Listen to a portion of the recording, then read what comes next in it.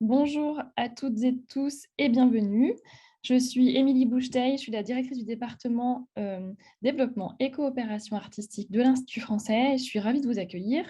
C'est moi qui vais modérer cet événement en ligne aujourd'hui, puisqu'on est tous rassemblés pour lancer officiellement le projet archipel.eu aujourd'hui. Alors, je vais commencer par quelques informations pratiques et techniques. Je voulais vous informer que donc, cette présentation a été enregistrée sur Zoom et qu'elle sera ensuite disponible sur le site internet d'archipel.eu. Par ailleurs, les intervenants vont s'exprimer aujourd'hui en français, mais ils sont traduits simultanément en 3 langues, l'anglais, l'espagnol et le portugais.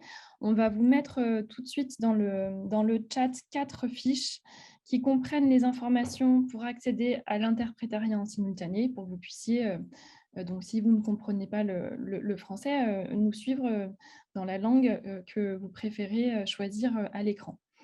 On va donc pouvoir officiellement débuter cette présentation. Alors, je vais commencer par saluer mesdames et messieurs les députés, mesdames et messieurs les représentants de la Commission européenne, mesdames et messieurs des régions ultrapériphériques, des pays et territoires d'outre-mer européens, nos chers membres du consortium, les porte-paroles des partenaires associés, et vous tous ici rassemblés, vous toutes et tous participants à cette présentation. Donc, bienvenue à toutes et tous pour cet événement de lancement d'archipel.eu. Donc, cet événement de lancement, c'est pour lancer ensemble la mise en œuvre de ce projet pilote. L'Union européenne, c'est évidemment l'Europe continentale, mais pas seulement. Les frontières de l'Europe s'étendent au-delà des océans, on le sait, jusque dans ces régions qui sont dites ultramarines. Ces régions qui sont dites ultra-périphériques, donc la Guadeloupe, la Guyane française, la Martinique, Mayotte, la Réunion et Saint-Martin pour la France, mais aussi les Açores et Madère pour le Portugal et les îles Canaries pour l'Espagne.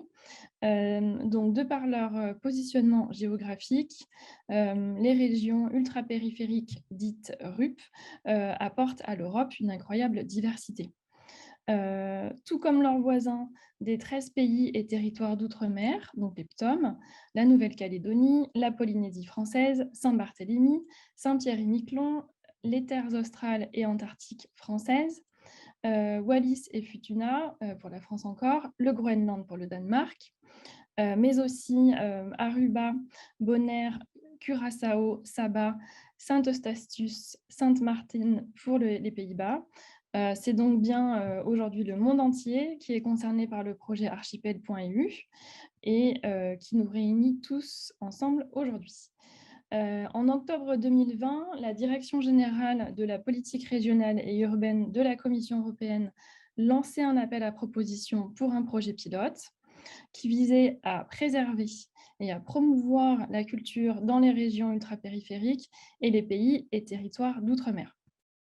L'Institut français, que je représente aujourd'hui, et nous allons bientôt accueillir aussi tout à l'heure notre directeur général, M. Errol Hock, accompagné de l'Association des pays et des territoires d'outre-mer, donc l'OCTA à Bruxelles, l'Agência de Promoção da Cultura Atlântica, l'APCA de Madère, soutenue par plusieurs autres institutions, ont élaboré ensemble le projet archipel.eu, qui a eu l'honneur de se voir sélectionné et que nous avons donc le plaisir de vous présenter aujourd'hui. Notre proposition vise à tester un mécanisme de soutien financier fiable et efficace en faveur des artistes donc individuels, des groupes d'artistes, ainsi que des organisations et institutions culturelles, des RUP et des PTOM. C'est un mécanisme qui a pour objectif de compléter les dispositifs existants au niveau local, régional et ou national. Alors, c'est aussi un dispositif qui reposera sur une série d'appels à projets thématiques et qui couvrira les enjeux donc, tels que la sauvegarde du patrimoine culturel immatériel, la mobilité des artistes ou encore la promotion de la création contemporaine ultramarine. Donc, c'est donc en étroite collaboration avec la Commission européenne, le consortium et ses partenaires associés que nous allons expérimenter différents dispositifs qui vise donc à favoriser et à renforcer les capacités des acteurs culturels des RUP et des PTOM. Nous avons pour ambition d'accompagner au moins 40 organisations, institutions culturelles, la mise en œuvre de 65 projets et la mobilité de plus d'une vingtaine d'artistes sur une période de 18 mois. On portera une attention toute particulière à l'utilisation des nouvelles technologies et aussi à l'inclusion des objectifs de développement durable dans les propositions que nous choisirons de financer. Alors, c'est sur la base ensuite de retours d'expérience des bénéficiaires, de l'analyse des résultats obtenus en phase d'expérimentation et de la consultation des acteurs concernés que nous élaborerons ensuite des recommandations en fin d'expérimentation. Donc, cela donnera lieu à un rapport qui sera présenté à la Commission européenne. Ce rapport donc, comprendra l'analyse des résultats obtenus et nos recommandations pour les stratégies futures. Pour le lancement de ce projet qui, vous l'aurez compris, que nous voulons ambitieux, nous avons l'honneur aujourd'hui de recevoir plusieurs députés européens qui vont introduire et clôturer cet événement en ligne. Je salue et nous saluons tous également la présence de la Commission européenne et de sa direction régionale de la politique régionale et urbaine qui cofinance ce projet pilote.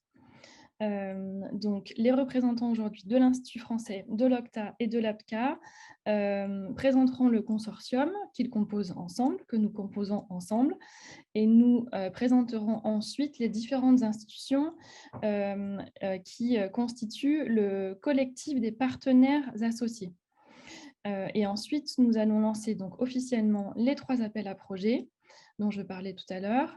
Et nous aurons enfin la possibilité d'échanger avec vous en direct pour répondre à toutes vos questions. Donc, questions que vous pourrez poser dans le chat et que je reprendrai à l'oral pour que nous puissions y répondre.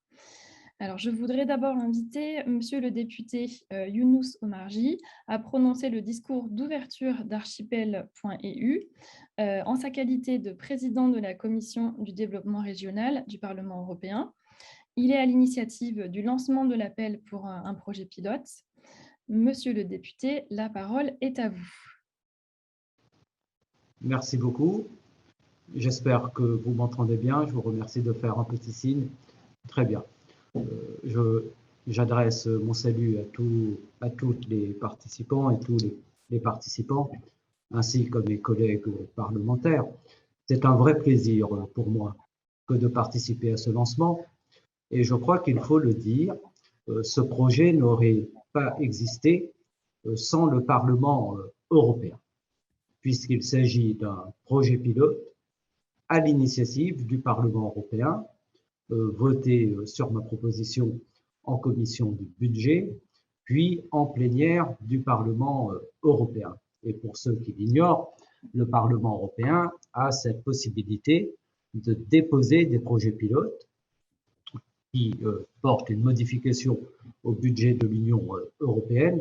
Et lorsque ces projets sont adoptés, la Commission européenne doit les mettre en œuvre. Et nous sommes aujourd'hui dans ce moment de la mise en œuvre d'un projet pilote voulu par le Parlement européen, par la Commission européenne. Nous avons voulu ce projet pilote dans la continuation de BEST pour les régions ultra-périphériques, qui était un programme qui visait à la préservation de la biodiversité biologique. Et nous considérons que la diversité culturelle est également menacée, qu'elle est menacée à l'échelle globale et qu'elle est menacée également dans l'ensemble des Outre-mer européens. Et c'est pourquoi ce projet est extrêmement important, puisque l'apport de l'Union européenne, des régions d'outre-mer européennes à la diversité culturelle en Europe est considérable. Et c'est en ce sens que ce projet est important. Il est également important puisque je crois que c'est la première fois que nous allons vers un programme spécifiquement consacré à la culture visant les Outre-mer européens. Quand je dis Outre-mer européens, il s'agit bien sûr des pays et territoires d'outre-mer et des régions ultra-périphériques. Vous savez que l'Union européenne est très engagée aux côtés des RUP, en particulier sur les questions de développement régional, de développement économique, d'agriculture, de pêche. Mais il y a manifestement un sous-investissement sur les questions culturelles.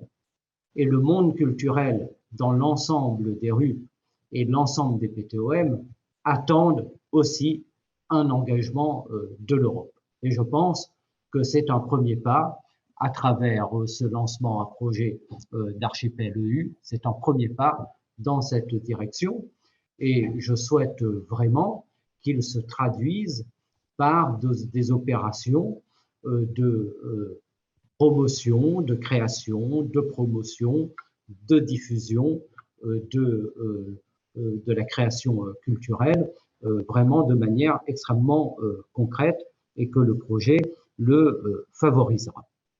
Nous avons l'article 379 du traité sur le fonctionnement de l'Union européenne pour les régions ultra-périphériques qui permet une série de programmes dérogatoires et c'est extrêmement important aujourd'hui qu'il y ait une approche aussi au niveau culturel sur ces questions parce que nous avons un certain nombre de problématiques qui se posent de manière tout à fait différente. Et je crois que dans les territoires insulaires, qui sont souvent très éloignés, la fragilité devant un modèle d'uniformisation des pratiques culturelles, la fragilité des cultures est aussi extrêmement marquée.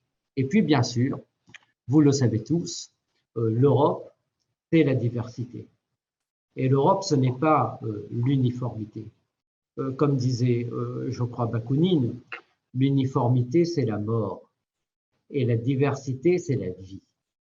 Et la diversité culturelle de l'Union européenne, c'est en réalité, de l'outre-mer européen, c'est en réalité la vie même pour le projet européen. Et ce projet Archipel EU arrive aussi dans un moment que nous ne pouvons ignorer en Europe de très grandes réactions avec une montée des forces souvent d'extrême droite qui ont une conception tout à fait différente en réalité de la civilisation européenne et du mode de vie européen.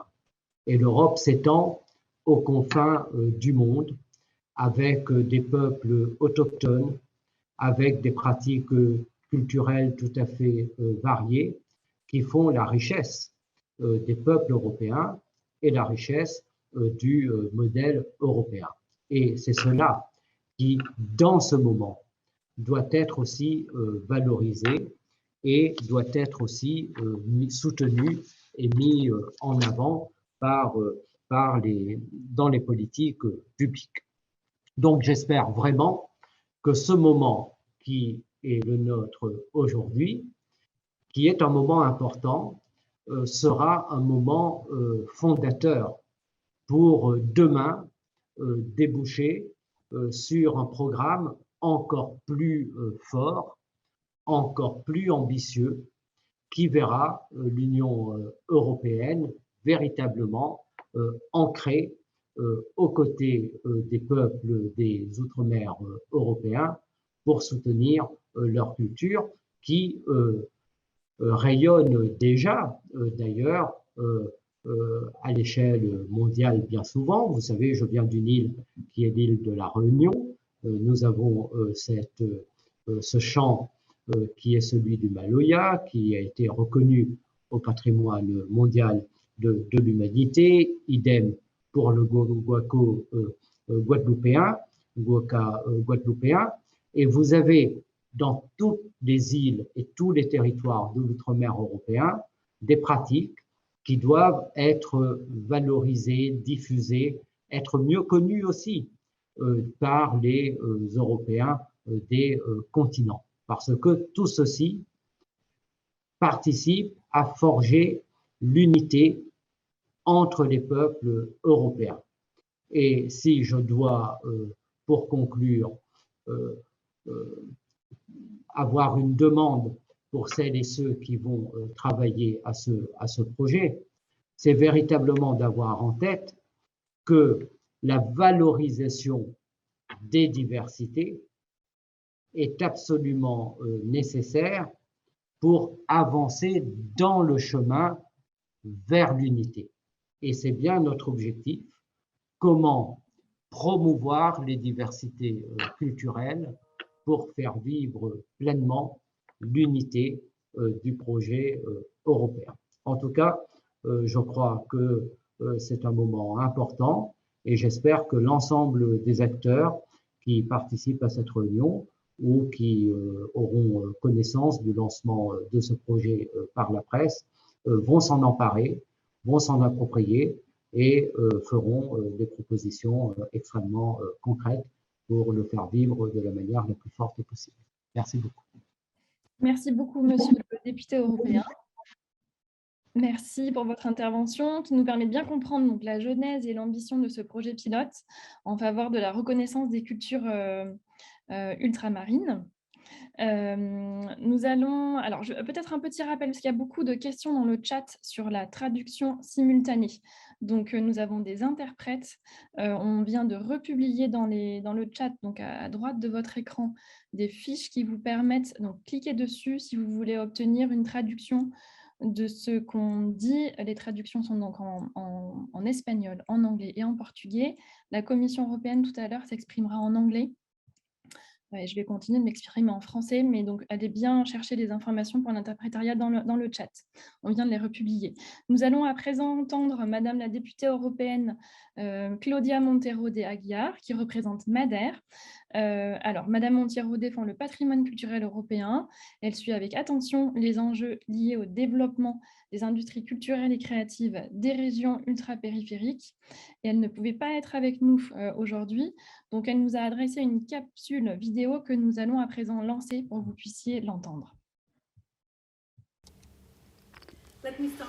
Permettez-moi tout d'abord de vous remercier pour l'occasion qui m'est donnée d'être ici avec vous. Je remercie tout particulièrement le directeur général de l'Institut français, M. Errol Hock, pour l'opportunité de participer à ce lancement officiel du programme archipel.eu. Je viens de l'île de Madère, l'une des 9 régions ultrapériphériques d'Europe.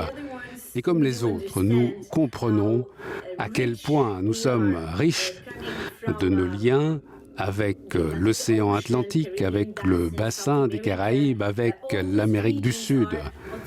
Toutes ces régions sont d'authentiques laboratoires vivants de culture, d'histoire, d'architecture, de gastronomie, d'artisanat, de patrimoine. Et ce, bien sûr, de par notre géographie, nos caractéristiques, notre histoire, mais aussi par le contact avec de très nombreuses civilisations. Et je pense que ce type d'appel spécifique permettant de soutenir la culture dans ces régions, les régions ultrapériphériques, les pays et territoires d'outre-mer, ce type d'appel est essentiel pour donner à nos communautés l'occasion de montrer leurs valeurs, mais aussi pour comprendre la valeur ajoutée de ces régions pour l'Europe. Et en cette période particulière de sortie, de pandémie, il est important, me semble-t-il, de comprendre comment nous pouvons aider ces régions, les régions ultra-périphériques.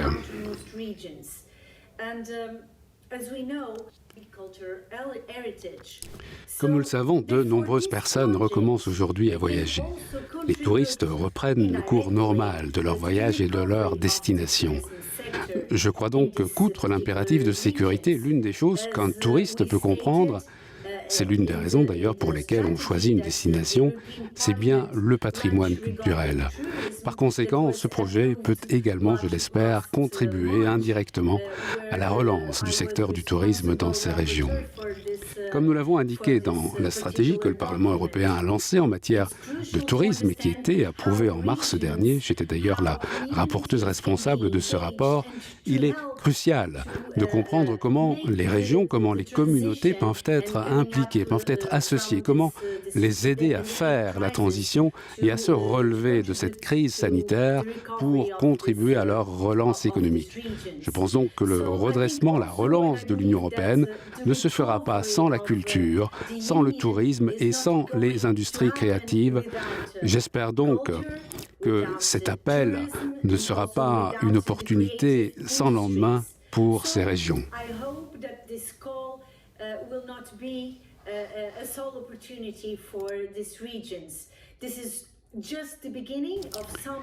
Nous n'en sommes qu'au début des soutiens que nous pouvons apporter à nos artistes, à toutes ces organisations, à tous ces collectifs qui travaillent dans le secteur culturel, et particulièrement à tous ceux qui sont si éloignés du continent, mais dont l'identité, dont le travail et les valeurs enrichissent tellement l'Union européenne. Their values enrich so much the European Union.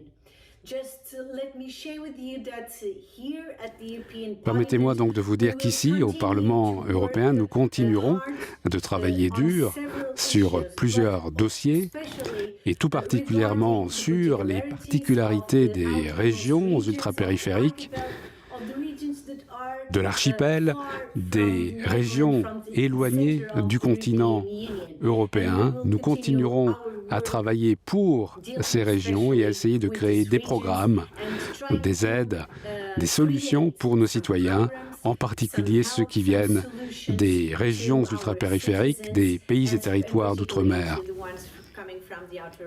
Je vous remercie pour cette opportunité que vous m'avez donnée de m'adresser à vous et je vous souhaite beaucoup de succès pour ce projet.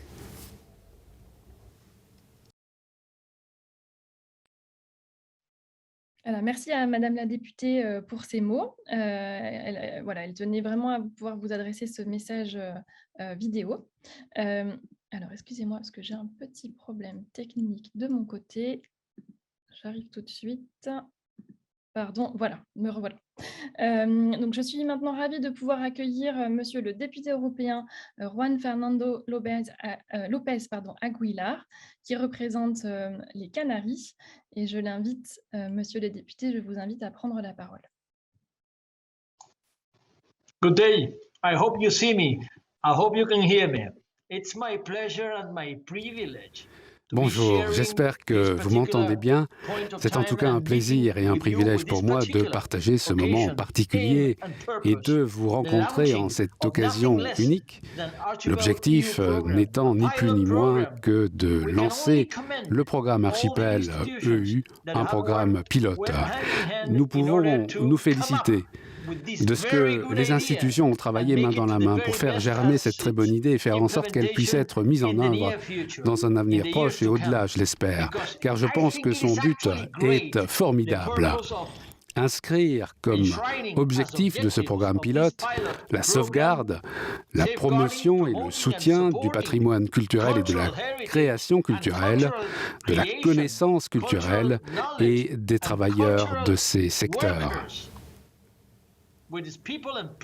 Tendre la main à ces personnes, tendre la main à ces pratiques qui représentent un atout si important de la vie de ces Européens dans des régions ultrapériphériques et dans les territoires d'outre-mer, c'est essentiel. Deuxièmement, il convient d'améliorer le dialogue culturel, échanger les bonnes pratiques et les créations entre les régions ultrapériphériques et les territoires d'outre-mer.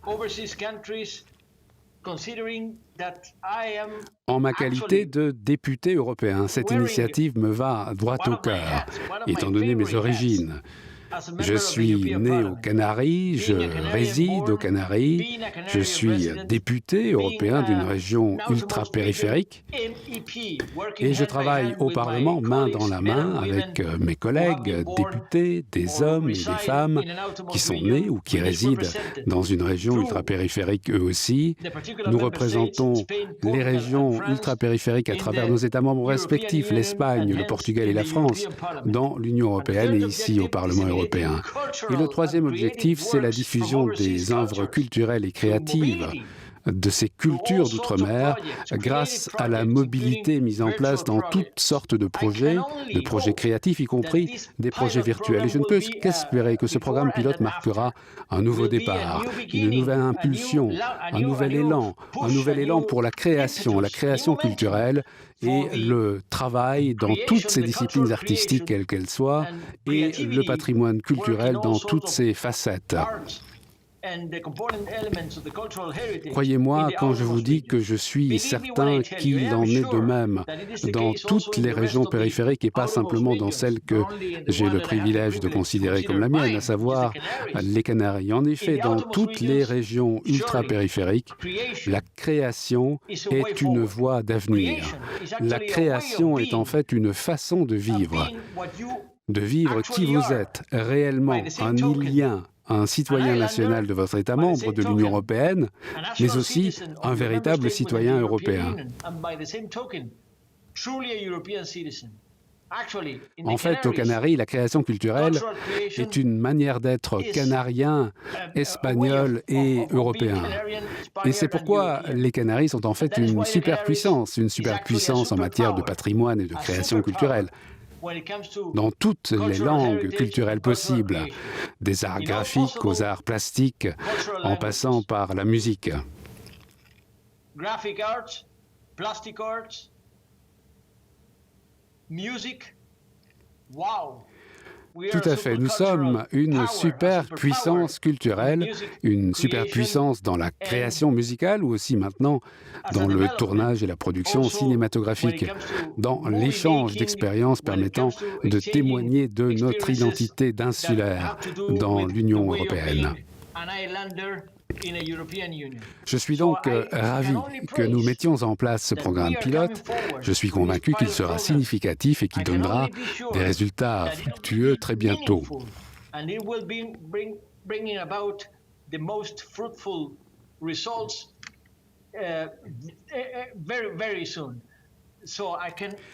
Je ne peux donc qu'espérer que nous serons en mesure, en cette occasion, de toucher le plus large public possible. Nous voulons en effet atteindre les créateurs, les personnes qui vivent de la culture, afin qu'elles puissent tirer le meilleur parti de ce programme pilote, échanger des expériences, se parler, présenter leur créativité et leur création, et ainsi faire de nous tous de meilleurs Européens.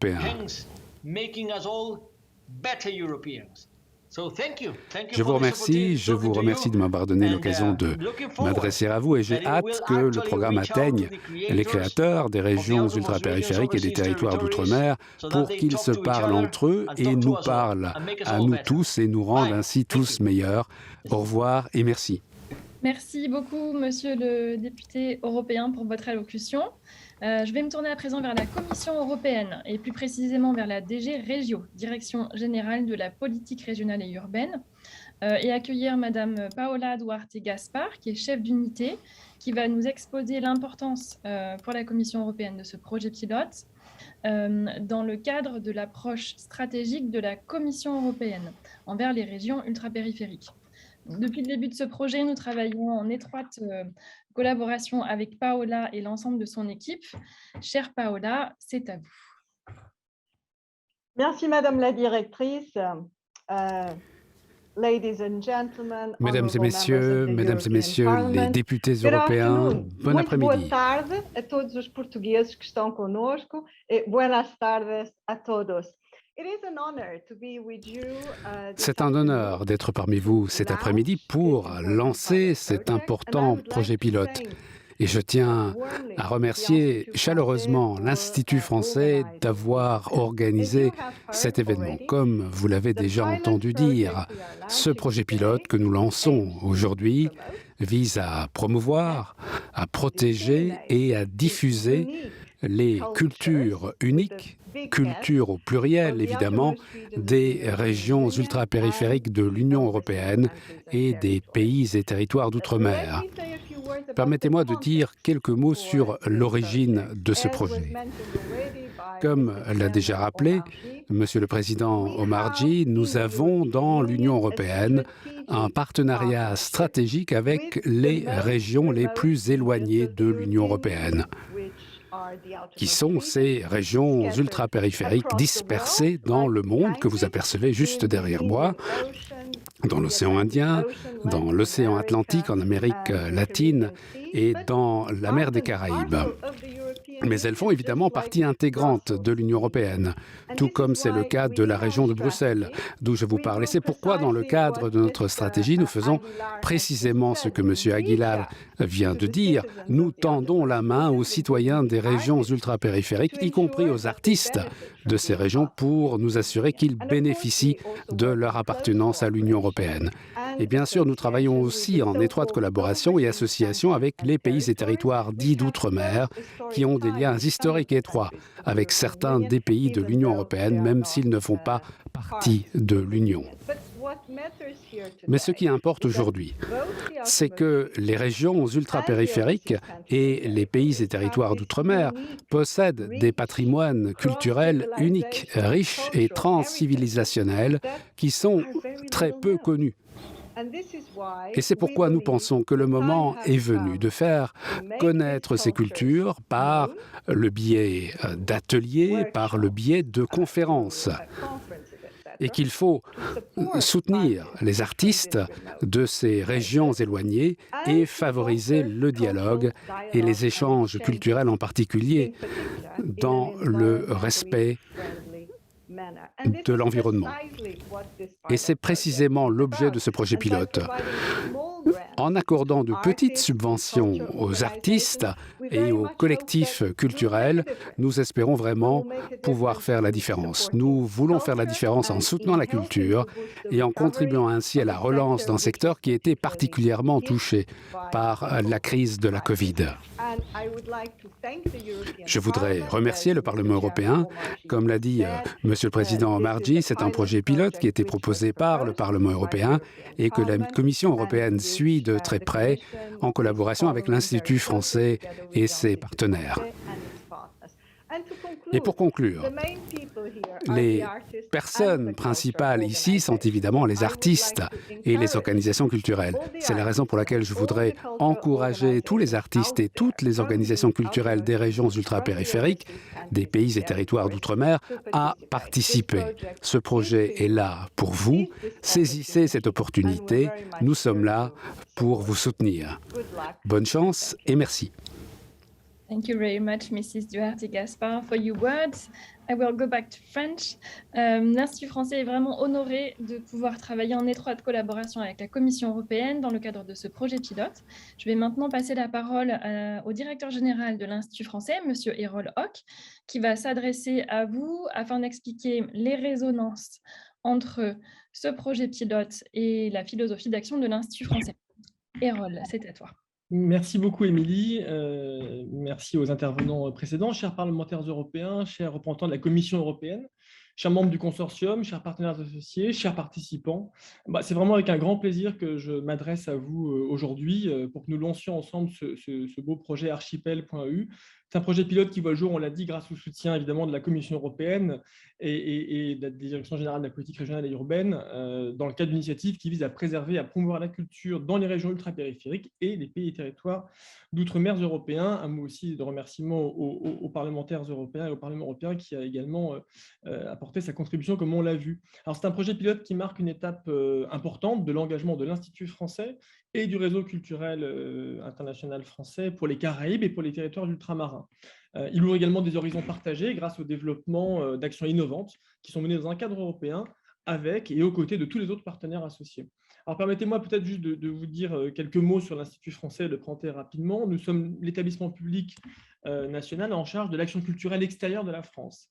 Nous sommes placés sous la double tutelle, d'une part du ministère de l'Europe et des Affaires étrangères et d'autre part du ministère de la Culture. Et nous venons en appui du réseau culturel français à l'étranger, qui compte des services de coopération et d'action culturelle dans les ambassades, qui compte une centaine d'instituts français et leurs antennes, qui compte aussi plus de 800 alliances françaises et également 27 instituts français de recherche à l'étranger. Donc c'est un réseau assez diversifié. Son action, l'institution de l'Institut français, s'inscrit vraiment au croisement des secteurs artistiques, des échanges intellectuels, de la coopération linguistique également, et puis l'innovation culturelle et sociale. Et un peu partout dans le monde, l'Institut fait vivre les cultures, c'est d'ailleurs son slogan, et s'emploie à construire des ponts et des échanges artistiques et culturels. Alors, depuis plusieurs années, nous avons notamment adapté notre approche et notre positionnement en tant qu'acteur culturel dynamique sur la scène européenne. Et ce positionnement se traduit notamment par une implication importante de notre part dans des réseaux européens, tels que le réseau EUNIC, et également dans la structuration de nos partenariats européens. Il se traduit également par une implication en tant que chef de file ou partenaire dans des projets qui sont cofinancés par l'Union européenne, qui concernent autant l'Europe au sens géographique que l'action culturelle extérieure de l'Union européenne, et donc auquel on prend directement part. Et puis, par ailleurs, l'Institut français renforce tout particulièrement depuis plusieurs années ses actions culturelles avec les Caraïbes et les territoires d'outre-mer. Inspiré par les riches programmes culturels qui sont menés avec les artistes et les opérateurs culturels du continent africain depuis de nombreuses années, l'Institut français, qui s'appelait alors Culture France à l'époque, s'est attaché en 2007 à développer un programme qui s'appelle Caraïbes en création, avec un lancement historique qui était placé sous le haut parrainage d'Aimé Césaire. La montée en puissance de l'action de l'Institut français vers ces territoires s'inscrit assez naturellement dans le cadre de la stratégie des ministères de la Culture des Outre-mer pour ces territoires. Et puis, en septembre 2019, avec le soutien du ministère de la Culture et des 3 directions des affaires culturelles de Guyane, de Martinique et de Guadeloupe, l'Institut français a lancé le Fonds Caraïbes, qui soutient la mobilité des artistes et des professionnels de la culture. En octobre 2020, nous avons lancé, grâce au même ministère et avec les directions des affaires culturelles de la Réunion et de Mayotte, le Fonds de mobilité indienne-océanique, qui, lui, soutient la circulation des artistes et des professionnels entre les 9 pays du sud-ouest de l'océan Indien. Et dans ce même temps, il nous est apparu nécessaire de pouvoir faire bénéficier les artistes et les professionnels de ces territoires de tous nos dispositifs. Et il nous a paru aussi nécessaire de valoriser davantage les créations culturelles et artistiques de ces territoires. Cependant, ce qu'on a constaté, c'est que les attentes demeurent importantes, notamment en ce qui concerne les relations entre l'outre-mer et le continent africain, mais aussi en concernant la visibilité des cultures d'outre-mer elles-mêmes en Europe continentale. Les enjeux nous semblent essentiels en termes de mobilité et de renforcement des capacités des acteurs. Le renforcement des fonds du ministère français de la Culture sur ces sujets et la mobilisation du réseau culturel international sur la coopération régionale avec les régions ultrapériphériques et les pays et territoires d'outre-mer marque ce que l'on considère un peu comme une sorte de momentum ultramarin.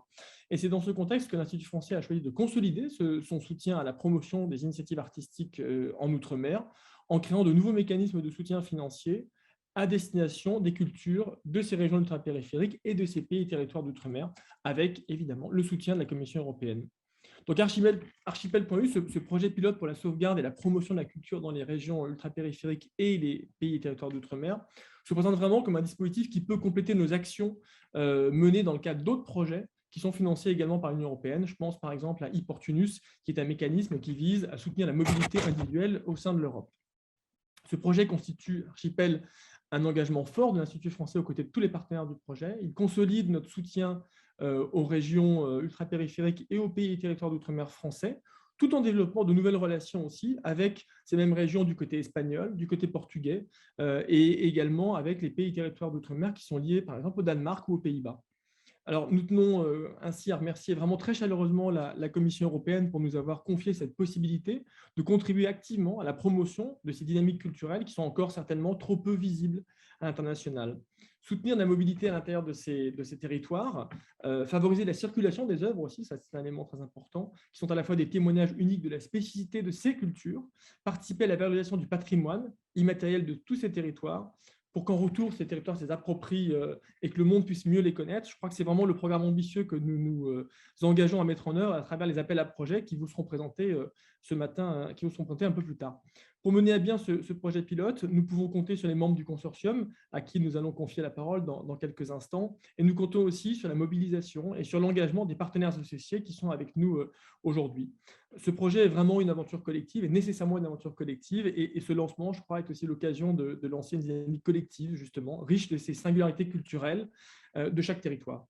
Ensemble, donc, bâtissons ces ponts culturels, ces liens du Groenland à la Nouvelle-Calédonie, d'Aruba aux Canaries, de la Réunion à Madère et vers tous les autres territoires ultra-périphériques et pays et territoires d'outre-mer que couvre ce très beau projet pilote. Je formule des vœux de succès à ce projet et à tous ceux qui font vivre cette constellation. Merci beaucoup.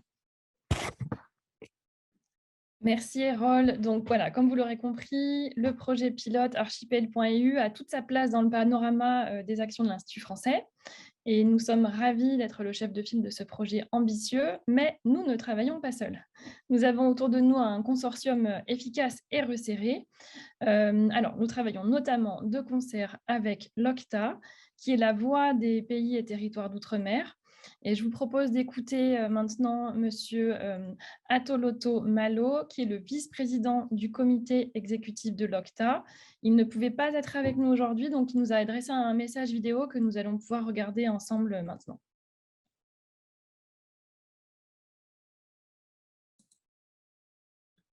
Bonjour. Non, Atoloto est dans la réunion. Ah, monsieur, d'accord, je croyais que c'était qu'il s'adressait par vidéo. Ben, encore mieux. Monsieur, si monsieur Malo veut prendre la parole. Alors, Monsieur Malo, c'est à vous. Pardon, je pensais que vous n'étiez pas là. Donc, enchantée de pouvoir vous accueillir en vrai. Donc, c'est à vous. Merci beaucoup. vous ne vouliez pas me voir, madame? Alors, bonjour tout le monde. Malo de Kataki, Yaurana, Bozu. Je ne m'aventurerai pas à vous dire bonjour dans les langues des autres territoires d'Aruba, par exemple, ou d'ailleurs. Mais, mesdames et messieurs les députés, mesdames et messieurs, en vos grades et qualités, je vous salue et je m'associe à toutes les salutations qui ont été adressées au début de notre rencontre. En tout cas, je suis très honoré de vous adresser la parole en tant que représentant de l'organisation des pays et territoires d'outre-mer. Alors, cette association a été créée en 2003 et sa vocation est de porter les voix de ces derniers auprès de l'Union européenne. Et en fait, au travers de ce programme Archipel EU, nous nous engageons à renforcer le dialogue et les échanges culturels parmi les PTOM, mais aussi entre les PTOM et les régions ultra-périphériques, et également vers l'Union européenne. En tant que partenaire, notre rôle est pluriel et nous nous engageons à mobiliser notre réseau de membres pour la diffusion des appels à projets le plus largement possible, mais aussi à soutenir nos artistes et les institutions culturelles des pays et territoires d'outre-mer afin d'atteindre le plein potentiel de ce programme, mais aussi à soutenir notre partenaire essentiel qui est l'Institut français pour les recommandations, mais aussi pour l'aide des experts qui seront associés. L'OCTA est vraiment très fier d'être associé à ce projet pilote qui est Archipel EU, parce que ce programme, pour nous,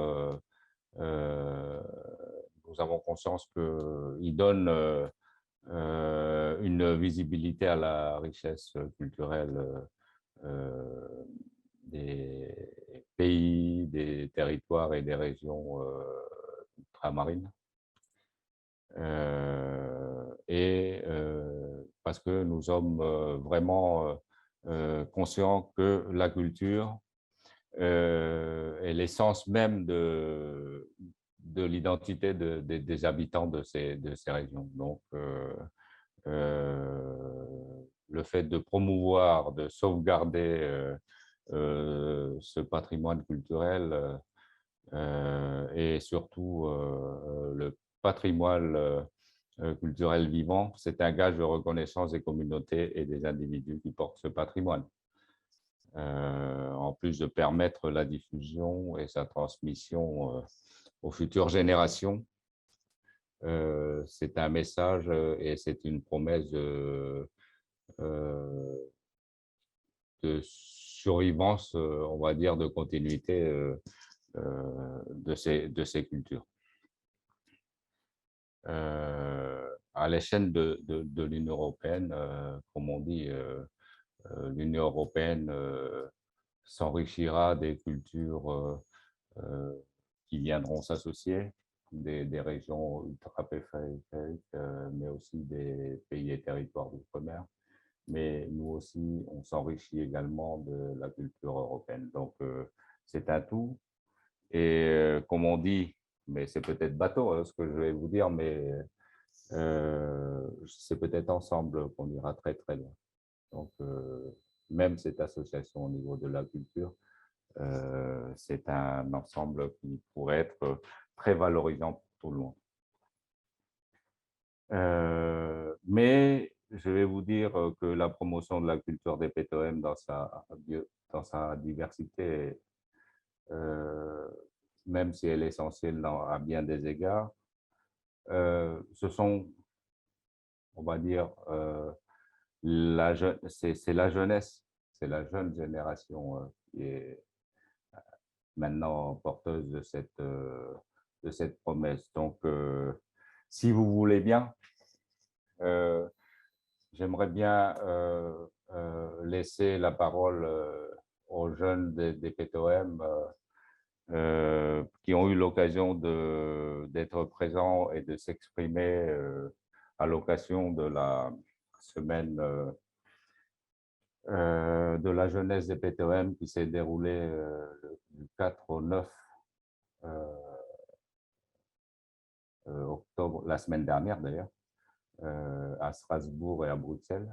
J'aimerais bien que l'on puisse les écouter, s'exprimer sur la culture des pays et territoires d'outre-mer. Qu'est-ce que ça voudrait dire pour eux, parce que nous, on passe, mais c'est la jeunesse qui va continuer à colporter et à promouvoir la culture à l'avenir. Donc, si vous voulez bien, j'aimerais bien les laisser s'exprimer. Merci à vous.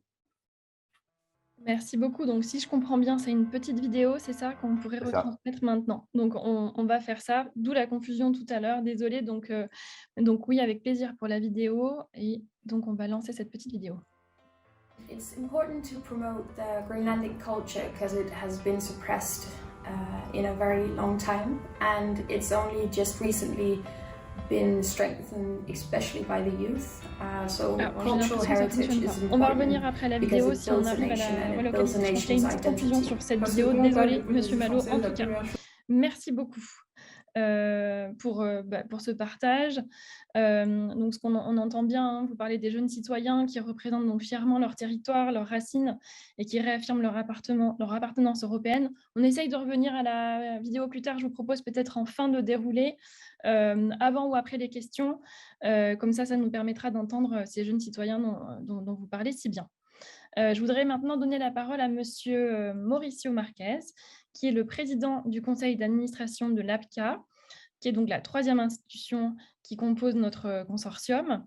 Donc, on est évidemment ravis de compter l'APCA, donc Agência de Promoção da Cultura Atlântica, parmi nos partenaires les plus proches, car cette collaboration permet à notre projet archipel.eu d'avoir un ancrage à Madère et dans la région géographique qui l'entoure. Donc, je propose maintenant à Monsieur Marquez de prendre la parole. Merci, Émilie. Je vais m'exprimer en anglais. Je pense que c'est plus simple pour la traduction et je serai également très bref en raison de ce qui a déjà été dit sur le projet archipel.eu par nos partenaires et par la Commission européenne. L'APCA est la principale entité de Madère en matière de gestion culturelle et nous aidons beaucoup d'artistes et d'autres entités dans leurs projets concernant les industries de la culture et de la création. Il était donc tout naturel pour nous de rejoindre cette fantastique initiative de la DG Regio et de collaborer avec l'OCTA et avec l'Institut français. En effet, le secteur créatif et culturel des régions ultrapériphériques et des PTOM est encore méconnu de la plupart des Européens, mais aussi reste très peu promu.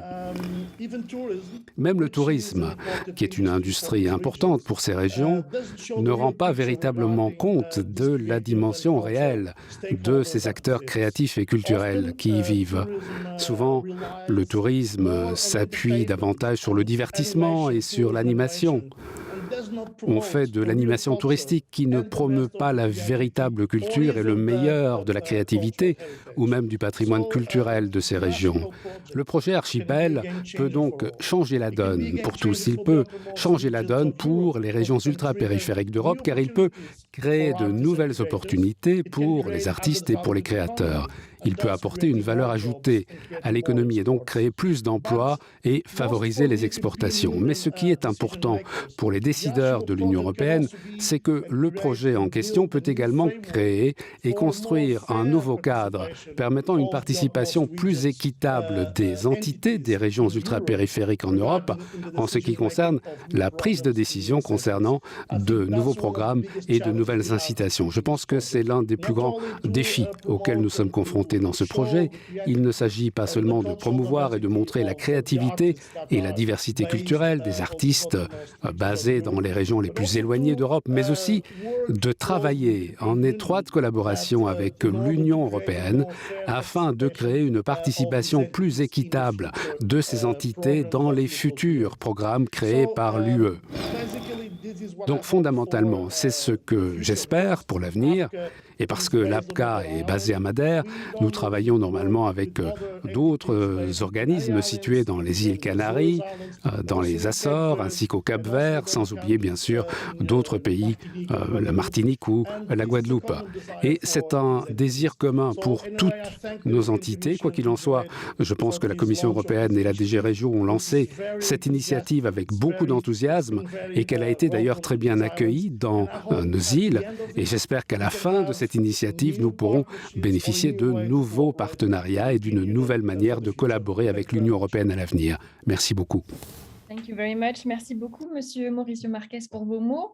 Je vais maintenant passer la parole à ma collaboratrice, Madame Madina Regno, qui est donc en charge du projet archipel.eu. Madina va vous présenter tout d'abord les partenaires associés du projet. Madina, c'est à toi. Merci beaucoup. Vous m'entendez bien? Alors, bonjour à toutes et à tous. C'est un véritable plaisir de pouvoir lancer Archipel.eu avec vous aujourd'hui. Comme vous le savez, ce projet pilote est coordonné par un consortium resserré. Mais nous aurons aussi la chance d'avoir auprès de nous un groupe de partenaires associés qui ont soutenu notre candidature et que nous souhaitons pouvoir élargir tout au long de la vie du projet. Ce collectif fonctionne tel un comité consultatif aux compétences géographiques et techniques complémentaires. Nous sollicitons nos partenaires associés à plusieurs occasions. Alors, le rôle de ces partenaires sont les suivants. Tout d'abord, ils seront des relais en termes de communication et de diffusion des appels à propositions. C'est un rôle évidemment extrêmement précieux pour que la voix d'Archipel.eu porte dans la totalité des territoires concernés. Ensuite, ils nous permettront d'identifier d'autres experts, notamment pour l'évaluation des candidatures, et pourront eux-mêmes se proposer, s'ils le souhaitent, pour faire partie de nos comités. Et enfin, c'est évidemment le premier cercle d'acteurs consultés dans la préparation des recommandations que nous formulerons à la Commission européenne à l'issue de ce projet pilote. Je tiens donc à remercier les partenaires associés qui sont présents avec nous aujourd'hui.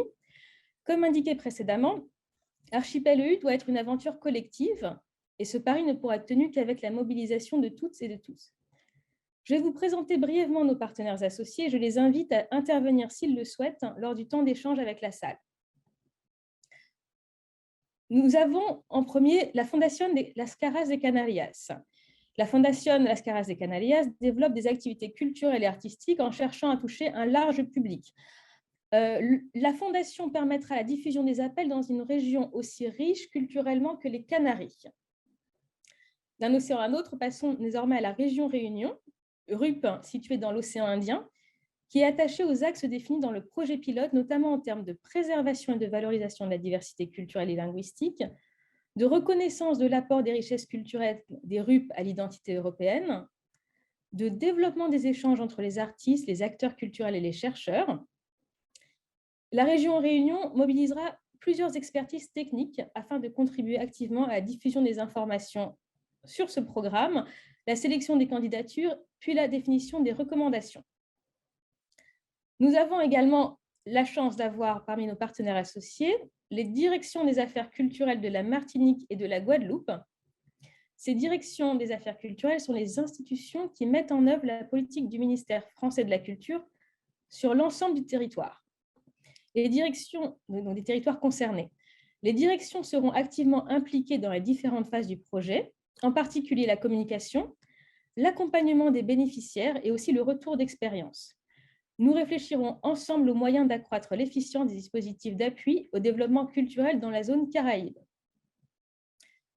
Nous avons également comme partenaire associé l'ADCK en Nouvelle-Calédonie, le Centre culturel Djibaou, qui joue un rôle moteur aussi bien dans la recherche autour du patrimoine culturel kanak que sa valorisation. Il promeut également la création artistique tout en étant un pôle de rayonnement.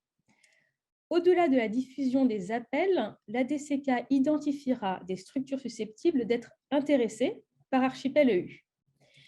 Et l'institution jouera également un rôle d'accompagnement si des projets locaux ou régionaux sont retenus. Retournons maintenant vers l'océan Atlantique, où nous avons l'Université de Madère, l'UMA, qui fait partie également de nos partenaires associés. Elle s'intéresse particulièrement à l'action couverte par le projet pilote Archipel EU relative à l'adaptation du secteur culturel aux nouvelles contraintes afin de préparer la relance du tourisme. L'UMA donnera des conseils sur la mise en œuvre de nouvelles solutions numériques et le développement de nouvelles façons de soutenir l'échange culturel grâce notamment à des outils de mobilité virtuelle tels que la création d'une interface cartographique interactive. Très récemment, un nouveau partenaire associé a souhaité nous rejoindre. Il s'agit d'Archipelago Europa, de l'Université de Turin. Le laboratoire Archipel Europe, centre d'études sur les sociétés, les cultures et les environnements en Europe d'outre-mer, a pour objectif la recherche scientifique, la diffusion et la circulation des connaissances et le développement de projets culturels et scientifiques en collaboration avec les institutions et les associations situées dans les Outre-mer. Et nous avons d'autres partenaires. Nous avons aussi le Relais Culture Europe, qui est une structure publique dont la mission est le soutien à l'innovation et à la coopération culturelle européenne des acteurs culturels et créatifs. Il assume la mission de Bureau Europe Créative France et porte depuis toujours une attention particulière aux territoires ultramarins. Le Relais Culture Europe sera impliqué dans toutes les phases de mise en œuvre du dispositif. UNIC est également un de nos partenaires associés, c'est le réseau européen des organisations et instituts culturels des États membres engagés dans les relations culturelles. Avec ses partenaires, il permet la collaboration culturelle européenne dans plus de 100 pays à travers le monde, avec un réseau de plus de 132 clusters. L'implication d'UNIC dans ce projet pilote permettra une large diffusion des opportunités proposées par Archipel EU. Et enfin, notre dernier partenaire, On the Move, qui est le réseau d'information sur la mobilité culturelle, actif en Europe et à l'international. L'expertise de ce réseau dans le domaine permettra de cibler et d'accompagner au mieux les artistes et les professionnels de la culture situés dans des territoires éloignés et pour lesquels la mobilité est une nécessité. Donc, comme vous pouvez le voir, nous serons bien entourés. Nous avons à cœur d'animer ce collectif afin de créer un groupe de réflexion sur la protection, la visibilité et la mobilité des cultures, des RUP et des PTOM. Nous allons mettre en place des rendez-vous réguliers avec les partenaires associés afin de partager des informations, mais aussi une vision commune pour cet ambitieux projet. Par ailleurs, je précise que ce groupe n'est pas totalement fermé. Il est donc possible d'accueillir 1 ou 2 membres consultatifs qui pourraient apporter des expertises géographiques ou techniques complémentaires. Et nous sommes à votre écoute. Alors, n'hésitez pas à me contacter à l'issue de ce lancement. Merci. Merci beaucoup, Madina. Voilà, donc comme vous l'aurez compris, on peut compter sur de nombreux partenaires associés qui partagent en fait avec nous les réalités de leurs terrains respectifs. Ça nous permet d'échanger autour des meilleures pratiques possibles. Tout ça, bien entendu, en faveur de la visibilité des cultures d'outre-mer. Et bien sûr, ça nous permet aussi de relayer nos appels sur leur territoire.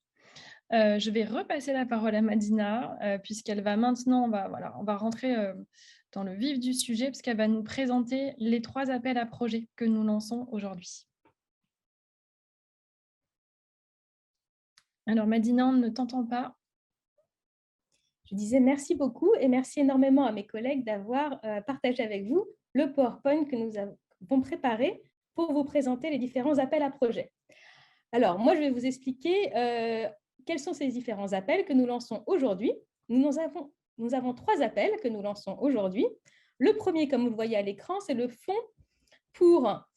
excusez-moi, j'ai une image qui s'active. Le fonds de mobilité Archipel EU. Alors, non, vous avez le fonds de sauvegarde à l'écran. Voilà, donc, on va passer donc au fonds de sauvegarde. Le fonds de sauvegarde est pour la promotion du patrimoine culturel immatériel des RUP et des PTOM, est ouvert du 13 octobre, donc d'aujourd'hui, jusqu'au 13 février, donc pendant 4 mois. C'est un fonds pluridisciplinaire. Alors, conformément aux enjeux de la Convention de 2003 de l'UNESCO, le présent fonds œuvre à la sauvegarde et à la promotion du patrimoine culturel immatériel, des arts et pratiques populaires, ainsi que des cultures ancestrales, des RUP et des PTOM. L'enveloppe budgétaire dédiée à ce fonds spécifique est de 270 000 €. Et les projets peuvent avoir des subventions à hauteur de 20 000 €. À l'issue d'un processus sélectif, le comité de sélection retiendra au minimum 15 propositions qui bénéficieront d'un soutien financier dans le cadre de cet appel à projet. Alors, à qui s'adresse-t-il? Il s'adresse aux organisations ou aux institutions culturelles actives qui résident dans les régions ultrapériphériques ou les pays et territoires d'outre-mer. Concrètement, sur les questions de PCI, peuvent être susceptibles de postuler des universités, des institutions muséales, des écomusées ou musées de société, des ONG, des associations, des centres culturels ou encore des fondations, des centres de ressources, des institutions de recherche, des archives aussi, des conservatoires, des structures touristiques, etc. Le principe, c'est de soutenir des projets innovants qui interrogent, analysent et mettent en lumière les richesses culturelles des régions ultrapériphériques et des pays et territoires d'outre-mer. Notons qu'une partie du budget est allouée à l'utilisation des technologies numériques dans la mise en œuvre de ces activités. Ce fonds consacré au patrimoine culturel immatériel peut soutenir des projets tels que l'organisation de conférences, des séminaires, des activités de formation, des projets de cartographie culturelle, par exemple, ou des documents de recherche, mais aussi des expositions ou d'autres événements pertinents à petite échelle, sous forme réelle ou virtuelle, comme la création, par exemple, de plateformes en ligne ou d'autres actions de sensibilisation et de diffusion. Passons maintenant aux conditions. Alors, il est impératif que les projets retenus contribuent à faire avancer la recherche et les connaissances dans le domaine du patrimoine culturel immatériel spécifique à ces territoires. Ensuite, qu'un intérêt particulier soit porté à la participation des communautés, des praticiens du patrimoine culturel immatériel, afin de mettre en valeur la dimension sociale propre à ce patrimoine. Et enfin, il faut que les propositions comportent une dimension de formation, de transmission ou d'échange de bonnes pratiques. Je passe désormais à un nouveau fonds, le fonds de mobilité Archipel EU, que nous lançons également aujourd'hui et qui sera ouvert jusqu'au 1er décembre, non pas 2021, mais 2022.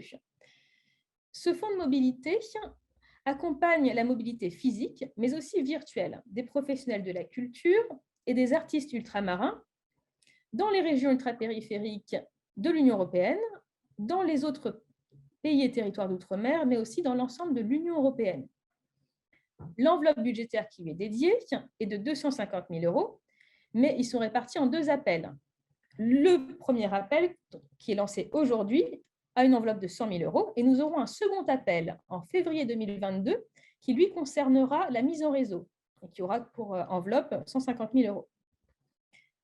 Donc, l'appel à projet aujourd'hui concerne la mobilité Archipel EU, s'adresse non plus aux structures, mais aux individus de la culture résidant légalement dans ces territoires.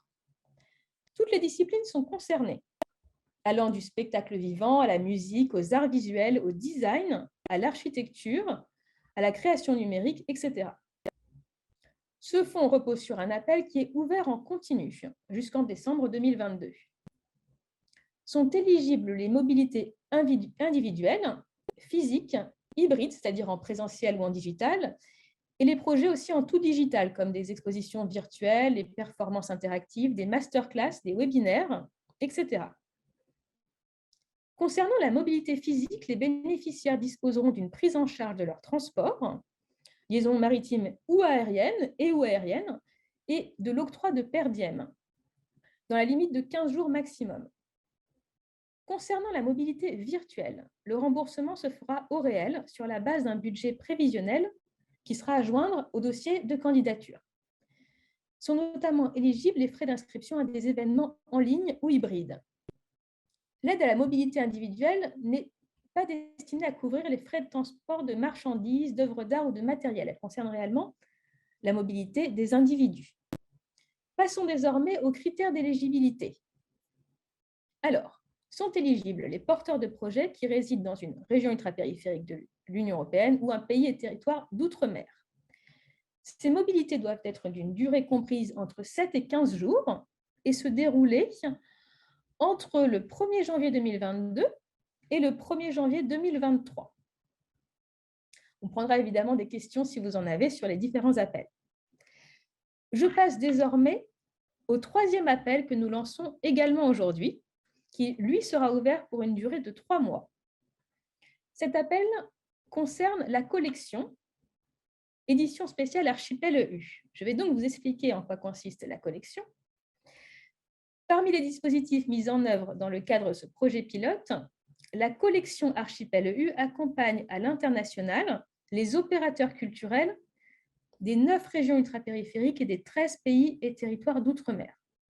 L'enveloppe budgétaire qui lui est dédiée est de 150 000 € et le montant de la subvention attribuée dans le cadre de cet appel est de maximum 20 000 € pour chaque projet.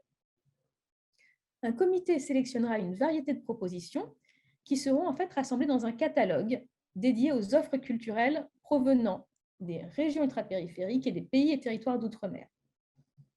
Toutes les structures dont les offres culturelles seront incluses dans la collection Archipel EU seront éligibles à un soutien financier.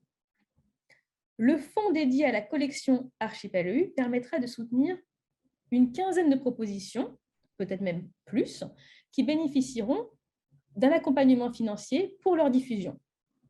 L'appel collection édition spéciale Archipel EU a pour donc objectif d'identifier les offres culturelles qui pourront être proposées à la diffusion et à la circulation dans un premier temps, et de soutenir financièrement cette diffusion dans un second temps.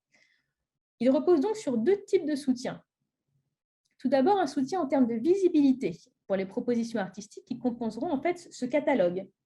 Les institutions et opérateurs culturels des régions ultrapériphériques et des pays et territoires d'outre-mer sont invités à soumettre des propositions culturelles représentatives de la vitalité créative de leur territoire et qui sont à même de pouvoir être présentées facilement dans d'autres contextes. Une commission composée d'experts sélectionnera les propositions diversifiées qui seront donc intégrées dans ce catalogue dédié aux cultures des régions ultrapériphériques et des pays et territoires d'outre-mer. Ce catalogue sera diffusé auprès d'institutions artistiques et culturelles à l'international afin d'encourager la circulation et la présentation des œuvres qui y sont présentées. Ensuite, il est possible d'avoir un soutien financier dès la diffusion. Les financements seront attribués aux structures porteuses et aux propositions artistiques. Donc, cet appel à projet s'adresse aux institutions et aux structures culturelles de création et de diffusion professionnelle, qu'elles soient publiques ou privées, situées dans ces territoires, et qui souhaitent proposer des œuvres existantes pour promouvoir leur diffusion au-delà de leur territoire d'origine. Il peut s'agir de musées, de théâtres, de centres chorégraphiques, de scènes de musiques actuelles, de festivals, de compagnies, d'agences artistiques, de bureaux de production, de producteurs de spectacles, d'éditeurs, de labels, etc. Maintenant, nous allons voir les conditions. Il est impératif que les propositions soient construites avec des acteurs professionnels de la filière concernée, c'est-à-dire des programmateurs, des labels, des distributeurs, des éditeurs, des plateformes, des musées, des centres d'art, des festivals, des biennales, etc. C'est donc la première condition.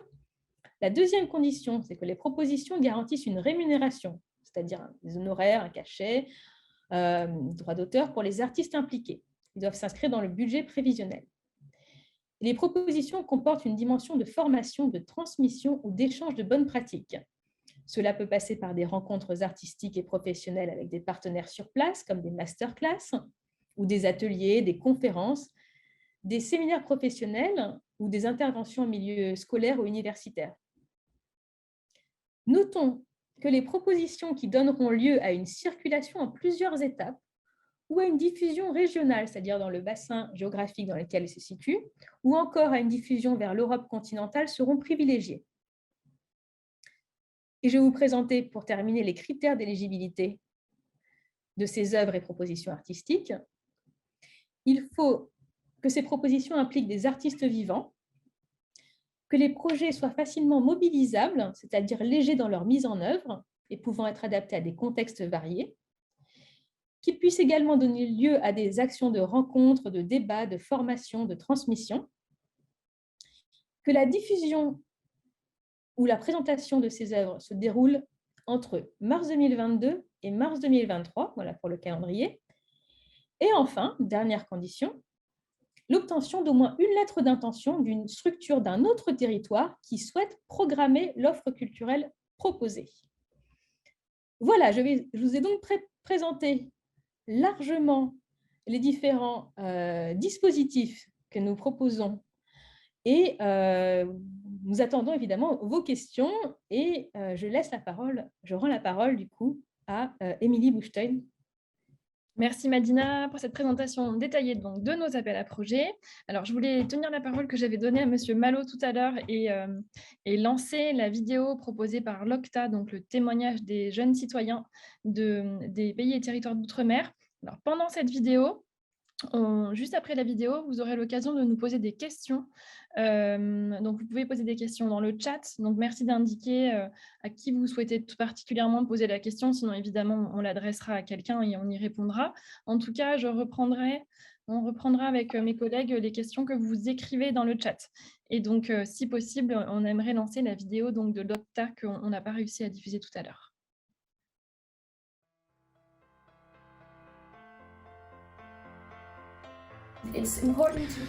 Il est important de promouvoir la culture groenlandaise car elle a été étouffée pendant très longtemps.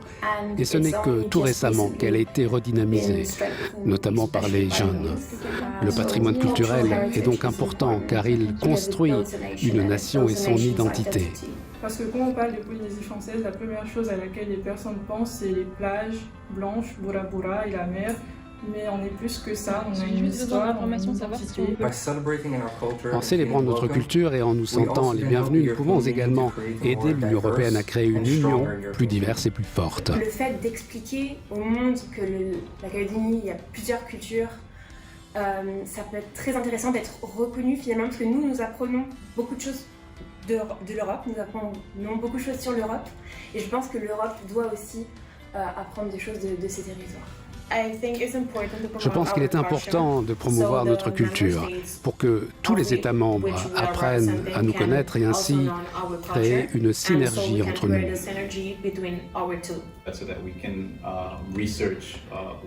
Et pour que nous puissions explorer ce qu'est notre identité et comment aller de l'avant. Chaque territoire, cela nous donne une vision plus globale. La culture est si belle, il y a tant de possibilités. Rappelez le contexte européen pour montrer les facettes et les atouts des cultures au sein de la grande famille européenne. Aruba est une île avec sa propre langue qui fait partie de notre patrimoine culturel. Langue et culture sont véritablement indissociables. Ça va permettre de pouvoir ajouter aux États membres avec qui on est associé une diversité encore comment dire ça, plus belle que ce qu'elles ont déjà à la base.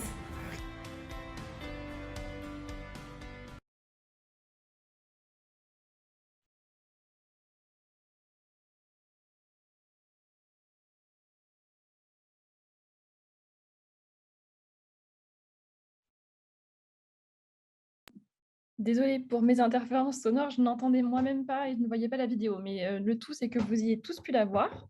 Voilà, on est content d'avoir pu la diffuser, comme promis aux représentants de l'OCTA. Alors, voici maintenant venu le temps de l'échange. Donc, merci pour vos questions dans le chat. Je vais les prendre au fur et à mesure grâce à l'aide de mes collègues en back-office. Alors, on a une première question de la délégation del Gobierno des Canaries à tout le monde. La question était, c'est quoi la culture ultramarine? Donc, merci pour cette question. Je vais y répondre.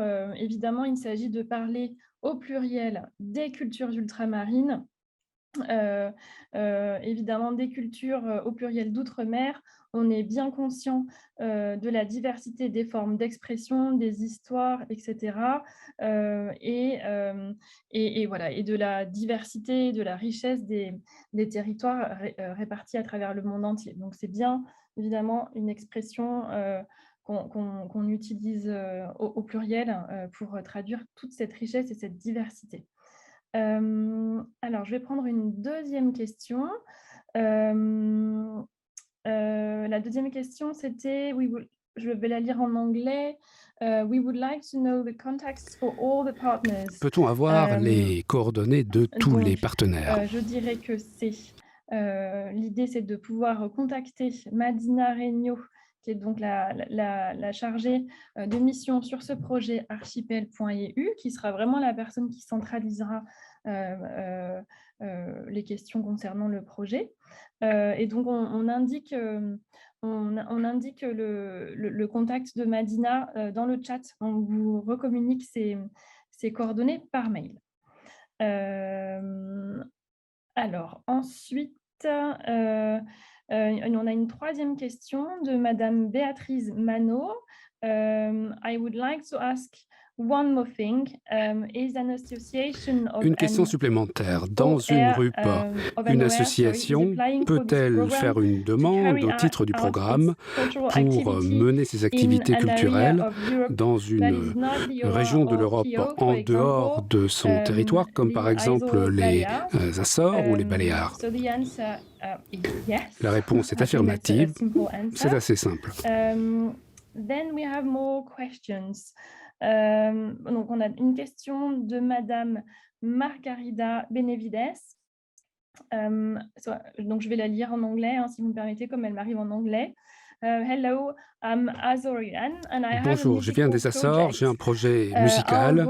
Notre objectif est d'exporter notre création musicale vers plusieurs parties du monde. En janvier, nous allons en tournée au Brésil et nous aimerions beaucoup pouvoir amener notre musique vers toutes les régions ultrapériphériques et d'outre-mer. So I think Madina can maybe answer these questions. Madina, est-ce que tu veux prendre la question?